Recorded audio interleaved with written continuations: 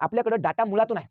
जेव्हापासून जनगणना मोजली चालली तेव्हापासूनचा डाटा आहे हा. म्हणून भुजबळांनी आणि हाकेंनी आणि सदावर्तेंनी किंवा यांनी कितीही म्हणले, की हैदराबाद स्टेटच्या गॅझेटमध्ये मराठा वेगळं लिहिलेलं आहे आणि कुणबी वेगळं लिहिलेलं आहे, म्हणून मराठा आणि कुणबी एक नाहीत. तर भावानो, ते फक्त 1911च्या जनगणनेपासून पुढे तसं झालेलं आहे. त्याच्या आधी सगळे, मग 1911च्या जनगणनेमध्ये म्हणा किंवा 1901ला अचानकच मराठा कुठून आले? मग आधी महाराष्ट्रामध्ये एकही मराठा नव्हता, सगळे कुणबी मराठे होते आणि अचानकच 1911च्या जनगणनेमध्ये मराठा कुठून आभाळातून पडले का? आधी नव्हते तर का बाहेर राज्यातून, बाहेर देशातून आले कुठल्या? आता ही तर पूर्ण भारताची लोकसंख्या आहे. हे जे तुम्हाला सांगितलं मी आता, सेन्सस ऑफ इंडिया 279 पेजवरची, ही तर संपूर्ण भारताची लोकसंख्या आहे. याच्यामध्ये फक्त कुणबी आहे. अख्ख्या भारतामध्ये एक मराठा जात त्याच्यामध्ये उपलब्ध नाही कुठेही.